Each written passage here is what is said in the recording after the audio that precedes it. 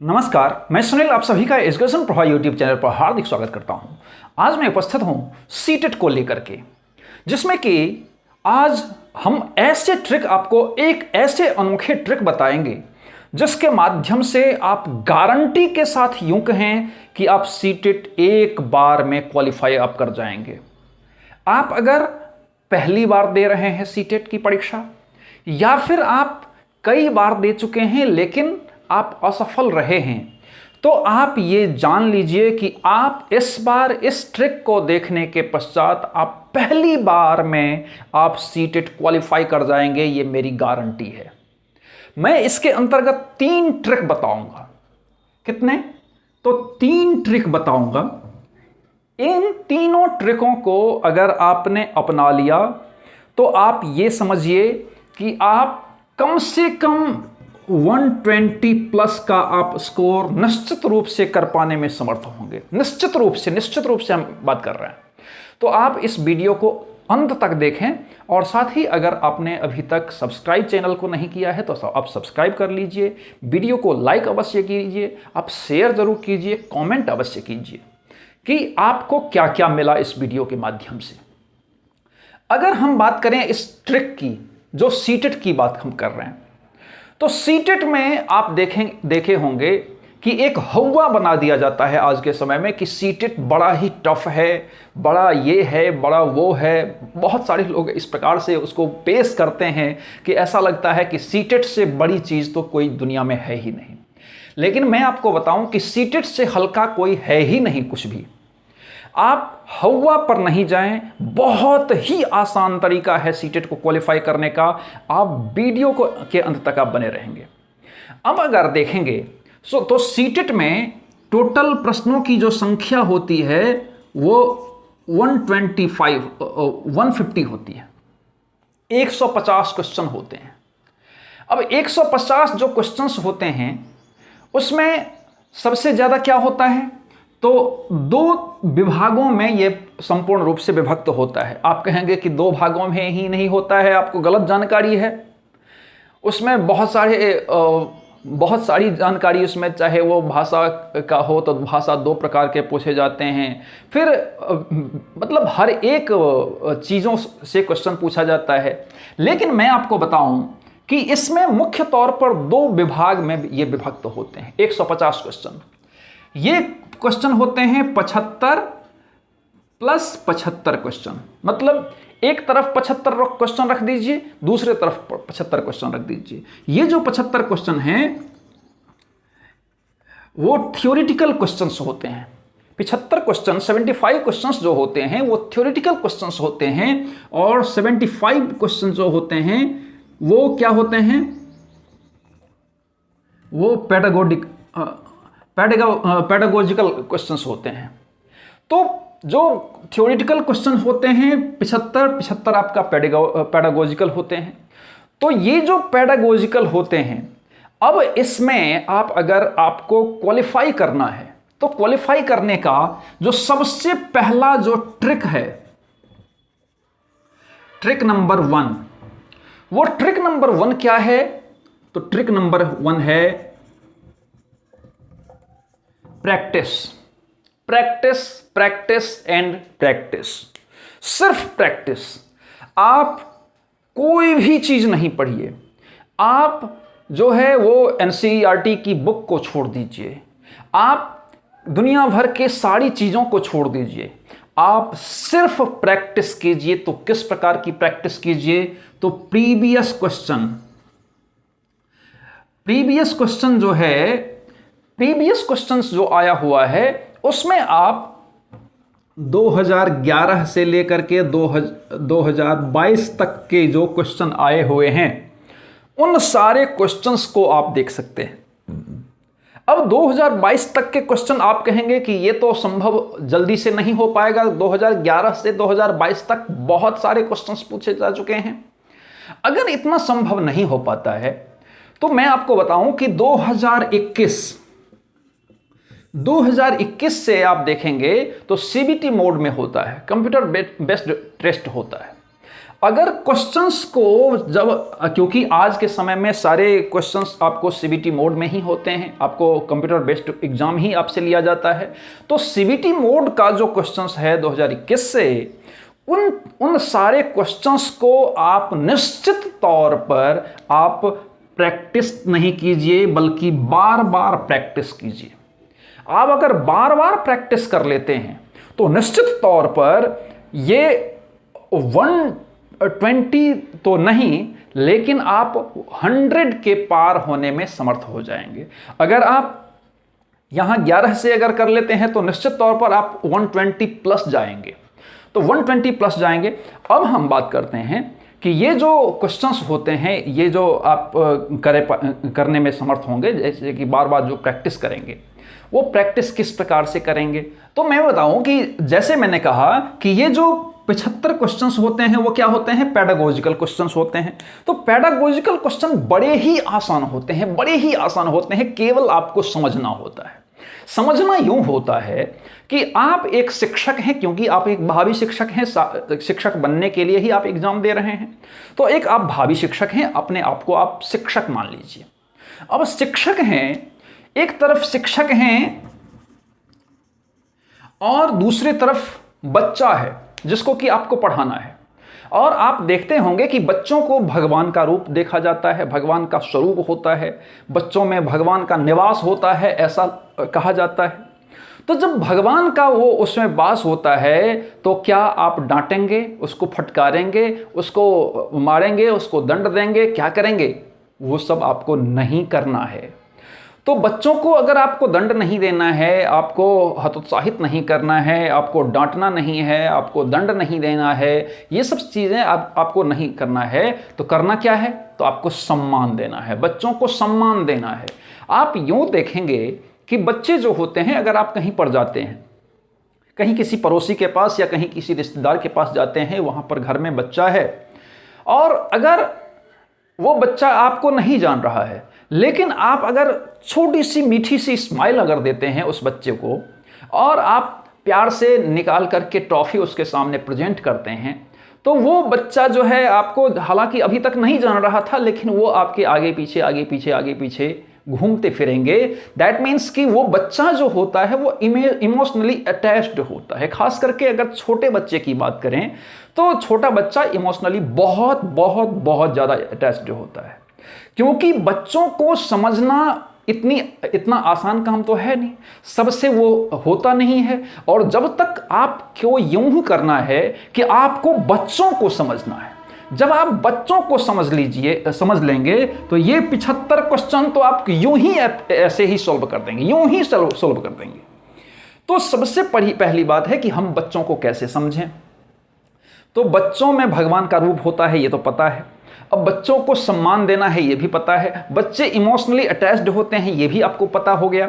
अब क्या होगा कि बच्चे जो अभी तक आपको नहीं जान रहे थे, आपके आगे पीछे कर रहे हैं, फिर बच्चों को भी ये लगता है कि उसको कोई जाने, उसको कोई प्यार दे, उसको कोई स्नेह दे, उसको कोई समझे। तो जो भी समझेगा, जो भी उसके बारे में जानेगा, जो भी उससे अटैच बढ़ाएगा, निश्चित तौर पर वो उसका हो जाएगा। इसीलिए बच्चों को डांटना नहीं, बच्चों को फटकारना नहीं है, बच्चों को दंड नहीं देना है, बच्चों को के साथ इमोशनली अटैच्ड होना है। ये सब सारी चीज़ें जहाँ पर होंगी, तो आप समझिए कि आप आधा जो है इस पेडागोजी को आप कर लिए। तो पेडागोजी को आप कर लिए, इसके बाद आपको क्या करना है? तो पहला तो आपको मैंने ट्रिक क्या बताया कि ट्रिक नंबर 1 क्या है? तो प्रैक्टिस, प्रैक्टिस एंड प्रैक्टिस। सिर्फ प्रैक्टिस करना है। वो कौन सा प्रैक्टिस करना है? प्रीवियस ईयर क्वेश्चंस को प्रैक्टिस करना है और सिर्फ उसके साथ जाना है। तो पहला तो ट्रिक हो गया कि प्रैक्टिस। अब ट्रिक नंबर 2, ट्रिक नंबर 2 बहुत ज़्यादा इंपॉर्टेंट है। बहुत ज़्यादा इंपॉर्टेंट ये है कि आपको क्या करना है और क्या नहीं करना है। तो कुछ कीवर्ड्स मैं लिख देता हूं, उसमें क्या करना है, क्या लिखना है, क्या नहीं करना है, इसके बारे में आपको पता चल जाएगा। तो पहला है आपका पॉजिटिव।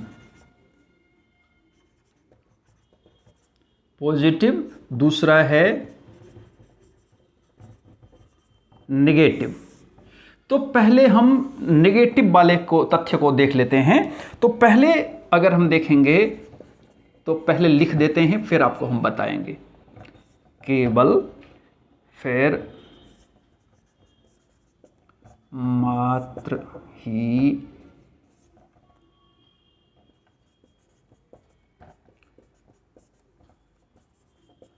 हतोत्साहित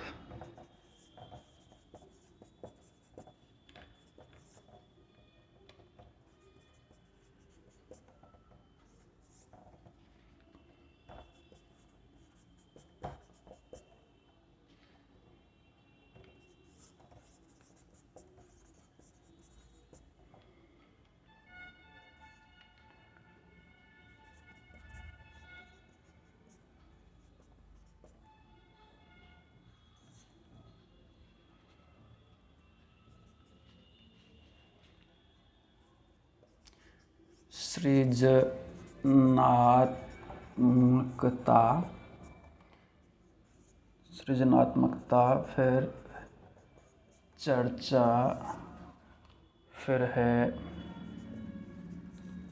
अवसर,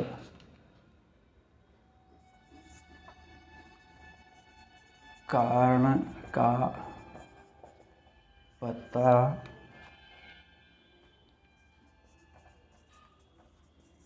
गतिविधि, सत है अर्थपूर्ण शिक्षा। आप यहां पर देखेंगे कि कुछ मैंने ट्रिक बताया है, ट्रिक नंबर 2। उस ट्रिक नंबर 2 में कुछ पॉजिटिव जो शब्द हैं, कुछ कीवर्ड हम इसको लिख देते हैं।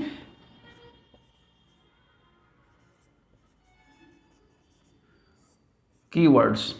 अब कीवर्ड्स में आपको देखते ही क्या करना है, क्या उत्तर देना है, क्या उत्तर नहीं देना है, इसको आपको एकदम से चयन करना है। इसको एकदम से दिमाग में बैठा लेना है कि क्या हमको करना है, क्या हमको नहीं करना है। हम सबसे पहले नेगेटिव तथ्यों को देखते हैं कि अगर किसी भी क्वेश्चंस में अगर केवल शब्द का यूज रहे कि केवल लड़के ही कर सकते हैं, तो नहीं आपको टिक लगाना है, वहीं पर आपको क्रॉस कर देना है। आपको ये समझ लेना है कि वो तो निश्चित तौर पर गलत है।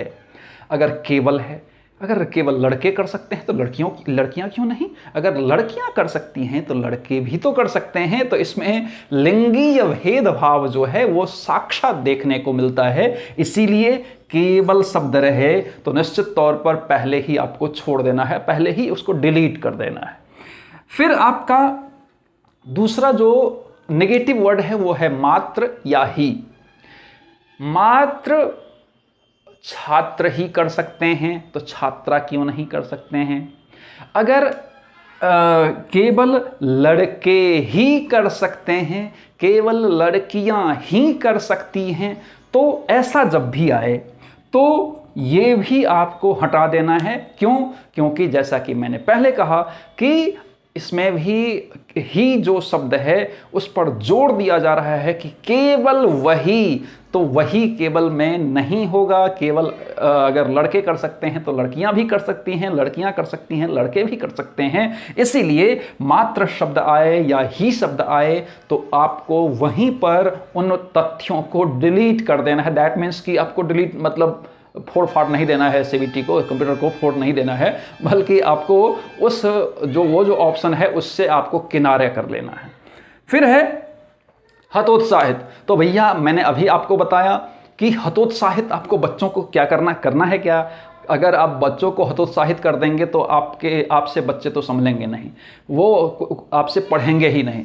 तो ये कभी भी हतोत्साहित शब्द, हतोत्साहन जैसा शब्द अगर रहे तो आपको वहाँ से हट जाना है, नहीं करना है। तो क्योंकि आपको बच्चों को भगवान के रूप होते हैं तो बच्चों को सम्मान देना है, ना कि हतोत्साहन देना है। तो हतोत्साहित को पहले ही क्रॉस कर देना है।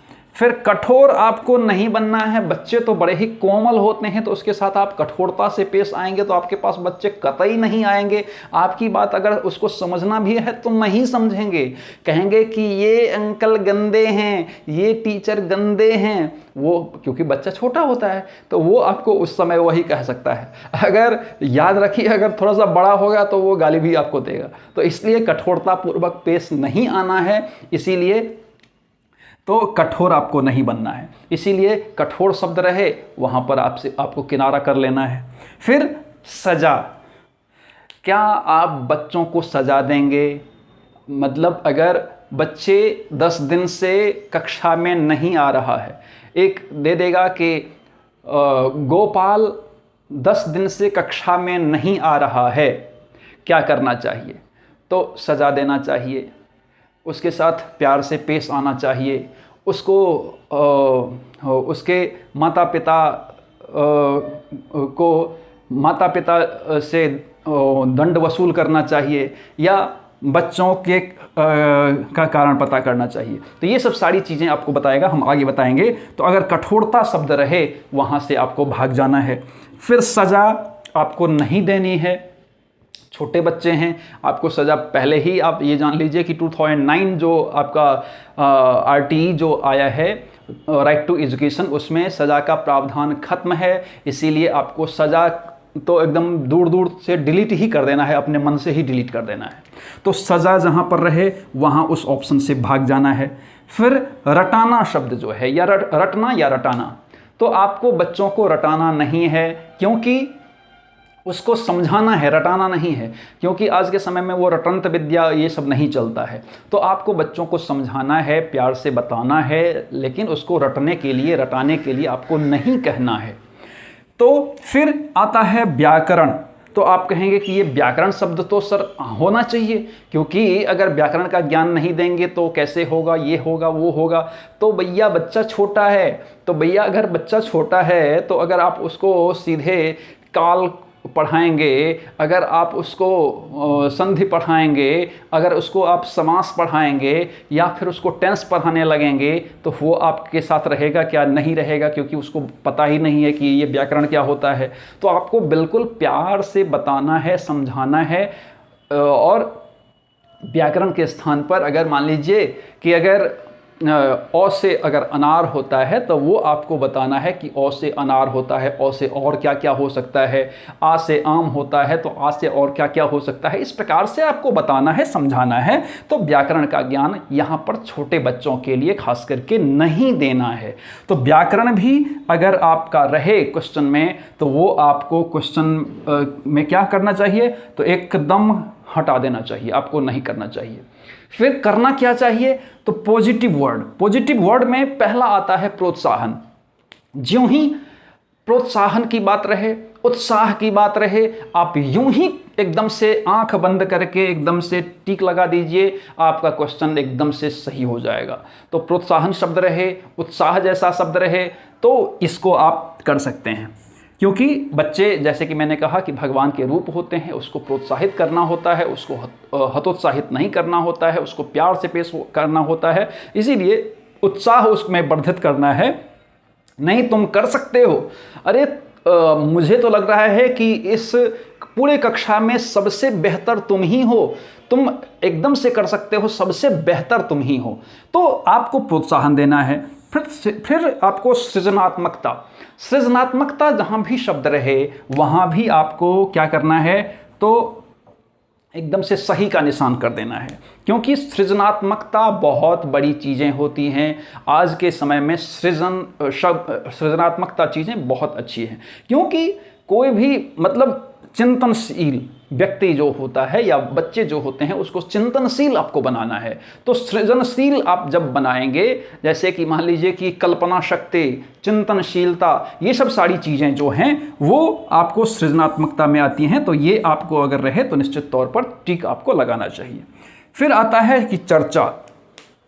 कि किसी भी तथ्य पर चर्चा परिचर्चा हो रही है, मतलब अगर कक्षा 1 है, कक्षा 2 है और दोनों बच्चों के बीच चर्चा परिचर्चा की बात अगर हो रही है तो वहाँ उस वाले कॉलम में या उस वाले जो ऑप्शन होते हैं उसमें आपको निश्चित तौर पर टिक लगाना चाहिए। ये आपका क्वेश्चन निश्चित तौर पर सही हो जाएगा।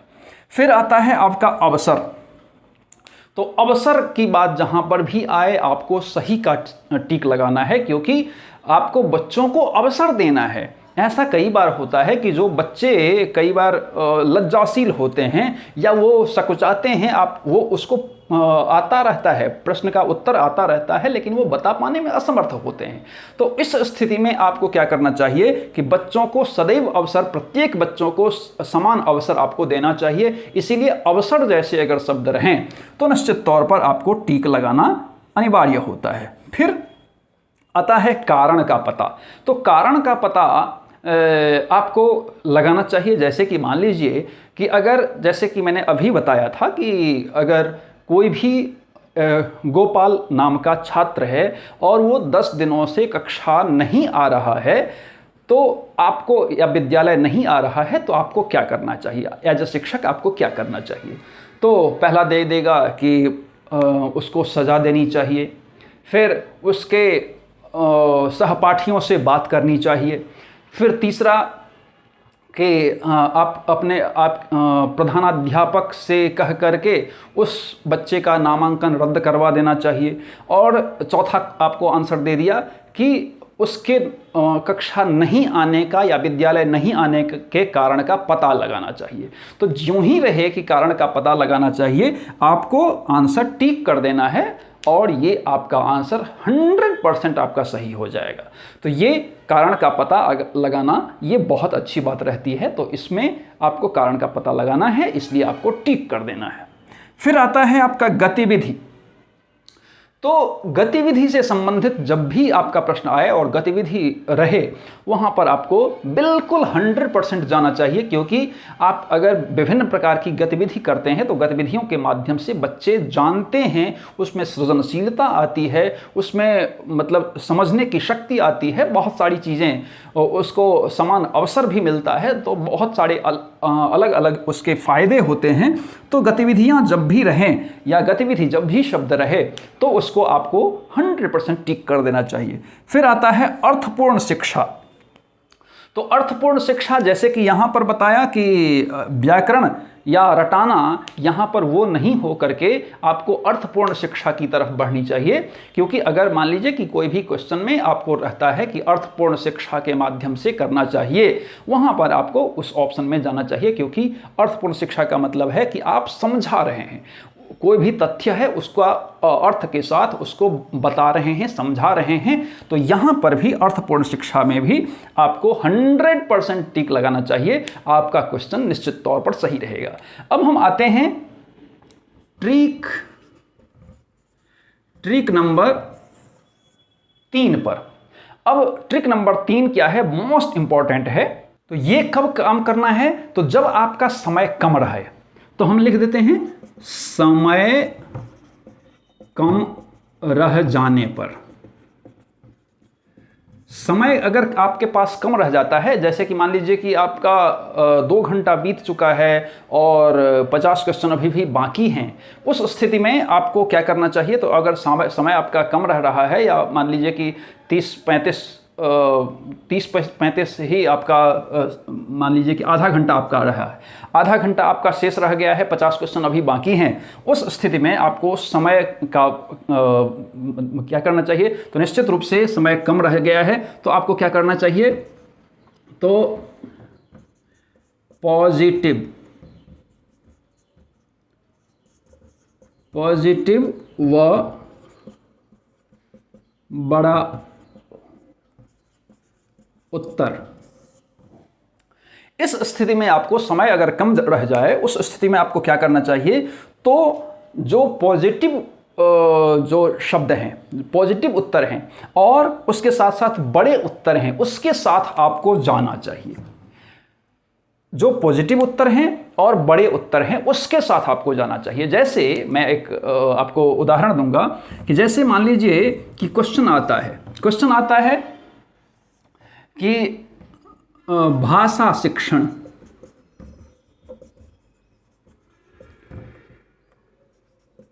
में बाल साहित्य का उद्देश्य क्या है? भाषा शिक्षण में बाल साहित्य का क्या उद्देश्य है? ये आपको पहला दे दिया कि नियमों की जानकारी, दूसरा दे दिया भाषा में प्रवीणता, तीसरा दे दिया साहित्य विधाओं से परिचित कराना, चौथा दे दिया बच्चों को अच्छे पाठक बनाने के लिए प्रोत्साहित करना।